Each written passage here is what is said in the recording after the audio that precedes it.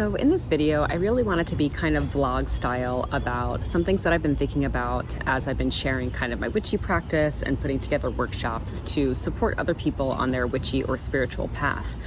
And I've been thinking back through what it was like for me, because I dabbled for so long without really ever committing to the witchy path, and certainly before ever talking about being a witchy or spiritual person.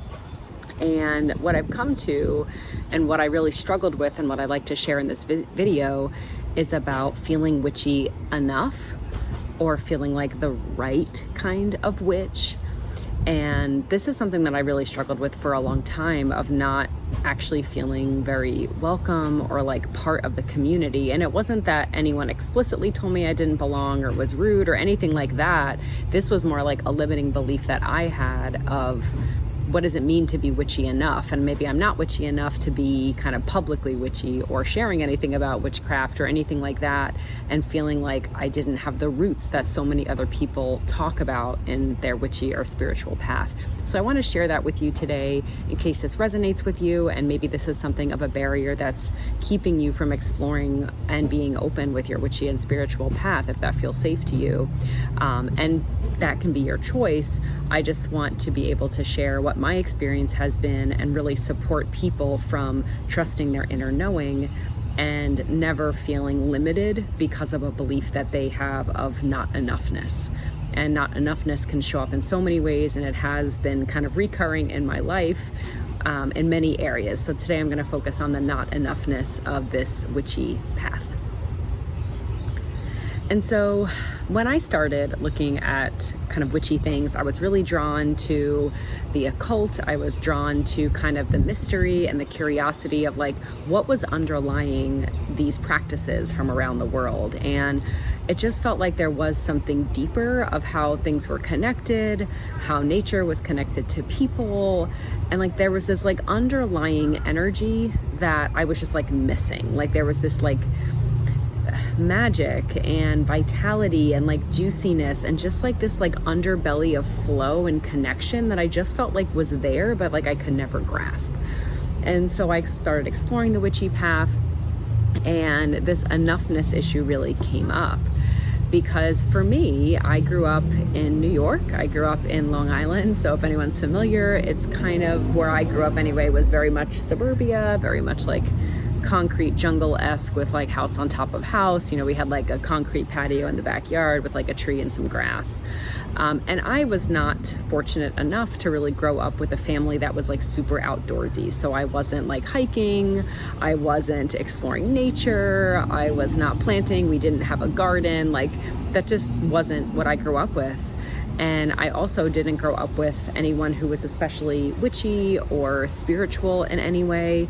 I actually did grow up in the Roman Catholic tradition and kind of went to religion school every Sunday, did the confirmation, the communion, but it never felt like a deep connection. It never really resonated with me personally. My family actually wasn't particularly practicing. They kind of just like put me through the thing, but we didn't really go to church every Sunday. We weren't reading any scripture or Bible at home.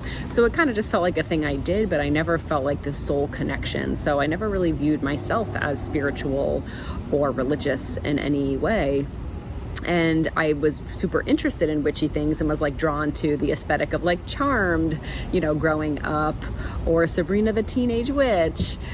Just like I loved horror, I loved gothic things, kind of watching gothic things. I loved anything witchy, you know, so, you know, Bewitched, you know, just like all the shows that we grew up with, but definitely Charmed was like the one that I was like really hooked on, right? And it kind of showed this certain aesthetic of witchy things, right? Like you have things, you have kind of things that are like a witchy vibe, or like it looks like dark and mysterious. And there was a lot of like spells and rituals and like casting of things. So, you know, I was drawn to it for sure. And I got like little spell books when I was young, but I never really developed a deep connection.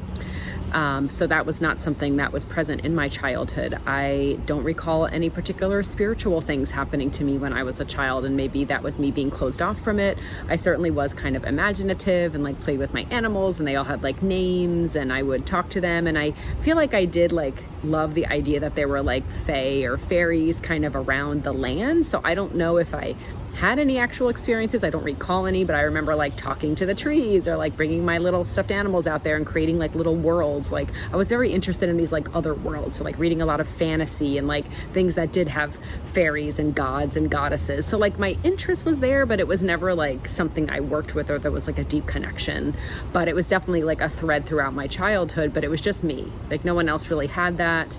And again, I don't recall any like spiritual experiences particularly. I wasn't seeing any spirits or having kind of any kind of quote unquote supernatural, or what I now consider not supernatural at all, but just like any kind of experiences with beings that exist I didn't know about. And the other piece is so many people I was reading about and still read about to this day, they also talk about their maybe grandparents or grandmothers or mothers that were like working with herbs or like had folk remedies, or maybe had some ancestral traditions that were passed down that were maybe not directly magical, but kind of were in that folk tradition, maybe magical, or maybe they were, you know, overtly magical, or maybe they had an ancestor altar, maybe they lit candles for certain things, but like grew up with practices like that. People who honored the earth or worked with nature or were just outdoorsy families in general. And I didn't have any of that. I didn't really have any grandparents that I was very close to, except one. I had a grandfather, but he passed when I was 9. Several of my other grandparents passed when I was very young, or one was before I was born. And the 2 that remained, I was not very close with, and we didn't really have a deep connection. And I didn't really know much about my history or ancestry. You know, I didn't have a lot of stories being passed down of what the women were like in my mom's side or my dad's side. They were kind of estranged and didn't, you know, there just wasn't really a lot of like tradition there or ancestry there. And I didn't have any connection with herbs. I didn't have just like anything really that felt magical. I mean, now I look back and I do know I was very connected to the ocean, and now I can understand why that was the case. So like looking back, I can see some of my experiences kind of were magical and spiritual, but it wasn't happening like while I was growing up. So all of this is to say that I think a lot of what you watch, it's like, oh, well, my so-and-so was witchy, or we talked about like folk magic, and my grandma had these like herbs that she would give me. And you know, because I didn't have that, I want you to know that that's okay, right? It doesn't mean that we don't belong on this path. In my opinion, there is no requirement that you have a lineage of witchy or folk magic tradition in your past to enter into the witchy and spiritual path. I do feel like I enjoy now starting to research though about my family, and I'm planning on doing that more, of looking at my ancestry, because the truth is there probably were maybe some healers or cunning folk or people who did have folk traditions. You know, half of my family is from Puerto Rico and the other half is Italian. Now, of course, that's like the most direct route I have, but I'm sure, you know, who knows where they emigrated from, right? So like every family has traditions. It's just that it wasn't part of my knowing. And so now I'm going to explore that and hopefully make some connections. However, if there are a lot of traditions and practices that we can use that are open, or if we are learning from other traditions, that we can use that respectfully and find out which traditions are actually open and work with the land where we are. And we know a lot of us are immigrants to this place and maybe weren't here originally, and so kind of just acknowledging that, respecting that, understanding the tradition of the indigenous folks who were here, and connecting to spirit and witchy path kind of in your own way and what feels resonant to you. But for a long time, I just didn't feel witchy enough. Like I didn't have the things that witchy people had. I maybe didn't have like the aesthetic that witchy people have. And I say witchy people because this is just what I was probably looking at on Instagram. And I don't actually think there's a person who's just like a witchy person, like is a certain person. Like I actually don't think that's true. And I actually don't think many people in the community do either. Like I said, I think this was more like an internal belief because I was struggling with so much of not being enough in so many other areas of my life that it just overlapped onto not being witchy enough. And it's definitely been coming up for me even in sharing about witchy things. Again, you know, when you look on Instagram or whatever your social media of choice is, you know, the witchy things you see are very, like, they're not always real. They're this certain aesthetic that they have created, And maybe that's what it always looks like. I do wonder if, like, you know, on the other side of the room, it just looks like a hot mess, like my house. But it feels like unattainable. Like it feels like it has to look that way to be worthy of sharing with the world. And for me, again, as a very like nature, spiritual, grounded, real person, that doesn't vibe for me. And so the things I share and the things that I will continue to share are the things that I'm doing in my real life, what my witchy practice really does look like.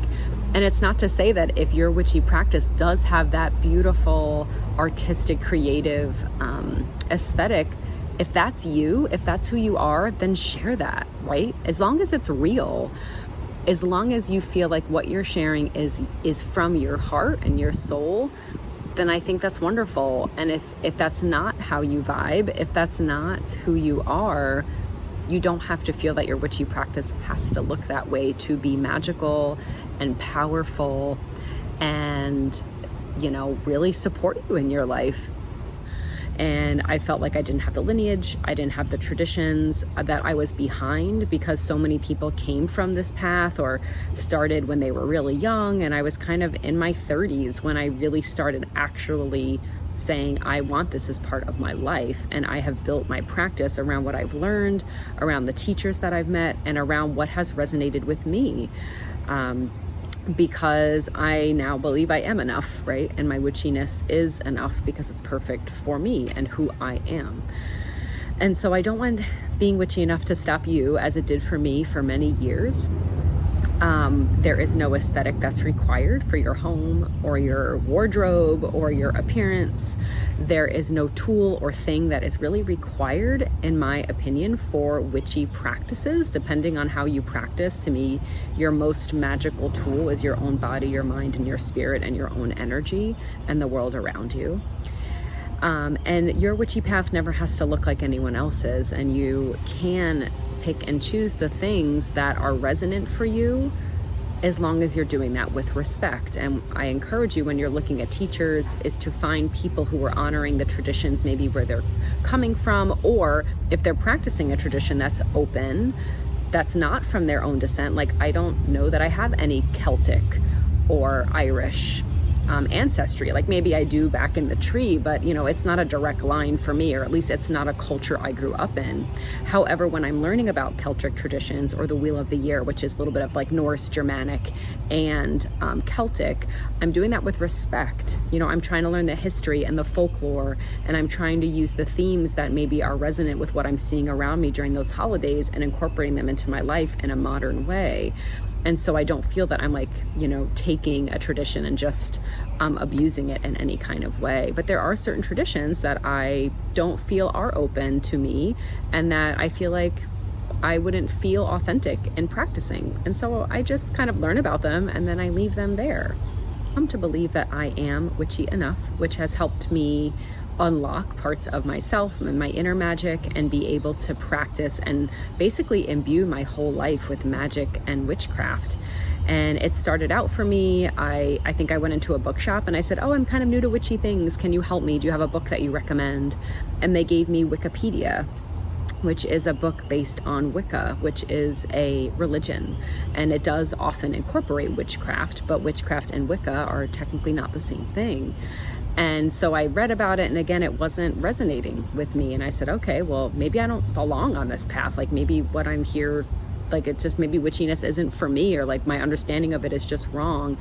But it took me a long time to find the books that really spoke to me, to find the teachers and the guides, whether it was on YouTube or online or in real life, that spoke to me in the way that they honored the witchy and spiritual path. And so I encourage you to find them if you're feeling called to this, because I do truly believe if you are intrigued, if you're curious, if there's like something in you that stirs when you hear witch or spiritual or occult or tarot, like if something in you gets stirred up, that means it's meant for you. Like there's something calling you, and you just have to find the path that's yours. And I'm really passionate about kind of tuning into yourself and living from that that inner alignment in like literally everything. So the cyclic living I teach, yes, we work with lunar energies and the rhythms of the season, because that's a wonderful way to bring ebb and flow into our lives, to honor nature as our guide, and to see real life examples of ebb and flow. However, the true way to live cyclically is to honor your own rhythm and pattern in your life, because that's what matters, right? That's what matters. It's how you feel, what your body, your mind, and your spirit need, and honoring that and giving what it needs to your body, your mind, and your spirit. And so whether it's cyclic living, whether it's working with the wheel of the year, whether it's your witchy path, whether it's your physical health, right? And the other work I do always ask patients, what do you feel is going to help you most? Like, what is feeling the hardest for you right now, and how can I support you, right? Yes, I'm looking at guidelines and things that, we need to do for treatment and different things, but there's this underlying, like, you know your body best, and I need you to help me understand what's going on for you so I can best support you and where you are. So in everything I do, I feel like this tuning in is always happening first. And my witchy and spiritual path was no different, although for a long time it was. I was copy pasting rituals from others. I was like feeling like I needed to like cast a circle all the time, and was doing like these very like robust rituals. And while those were really beautiful and powerful when I did them, I felt like, okay, I could do this for 10 minutes. But then like now the rest of my life is over here and not feeling witchy or magical. And it wasn't until I like understood who I was as a person, right? Like I'm super earth energy, very much Taurus energy. And I do have some air, which, kind of makes my mind go and thoughts go. But I'm mostly earth. And so I like things that are very grounded, very practical, very realistic, that are very like integrated into my life, so that every moment and everything I do can feel magical. And it doesn't need to be like, okay, I do ritual over here and then the rest of my life is over here. Like there needs to be this integration for me. And so it wasn't until I found those kinds of practices that felt like, okay, this feels like I'm living a witchy, magical, spiritual life, that I'm feeling the vibrancy and the juiciness every day and every moment. It doesn't matter if I'm in ritual.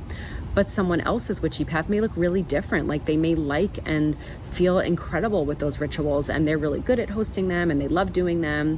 And I feel like ritual is beautiful, and I love hosting rituals. I love doing them for certain occasions and certain spellcraft rituals, but I found that my practice now is much more simple and it's mine. Like it feels like mine, and it is enough. And I think when you're trying to find your ingredients for your own witchy path, you can learn a lot about yourself, because sometimes we're trying to use someone else's spell for their witchy path and copy pasting it into our life, but it doesn't really feel deep or magical in any way. It doesn't really feel nourishing in any way. And because you're copying someone else's, right? You're not doing it from a place of source and a place of inner resonance and intuition.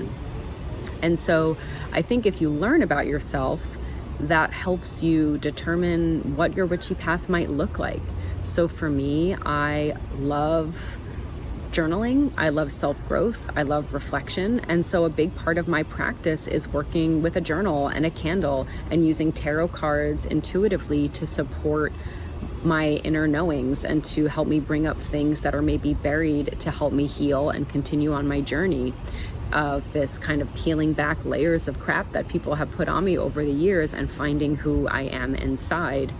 And so that is a big part of my witchy practice. I love working with things that are around me, and I love kind of the folk traditions. And I feel like if I did have people in my family who are practicing, they may have used things that were around them. So that really vibes with me. I tend to not buy a lot of things for my practice. I have some things that I have bought that I do use. However, I mostly use things that are around me, things that I find, or just like household items, because I'm very drawn to my home and making a sacred hearth space and feeling like I'm working with what I have at hand. I'm also very much drawn to the healer path. And that has been something that has been throughout my whole life, of working with people and their health or the health of the community. And so I decided I really want that as part of my witchy and spiritual path, because I think a lot of people in the past may have been cunning folk and community healers and used plants and things, and they weren't necessarily calling themselves witches. However, I believe that I maybe do come from some kind of healing tradition that I just don't know about, and because I'm so drawn to it.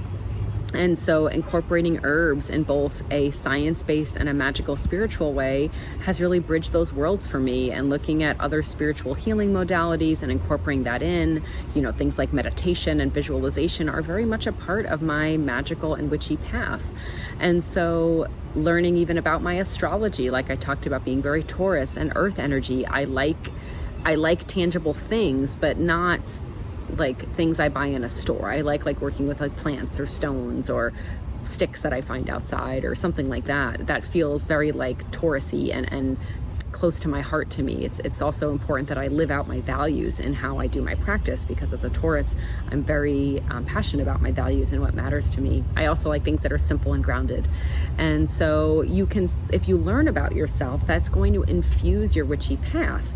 And that's one of the things I think that's really beautiful about this work, is it's ever evolving, because you're ever evolving, you're ever changing or growing. And it's never that you're becoming, quote unquote, a better version of yourself. To me, you're just trying to become a more true, authentic version of who you've always been.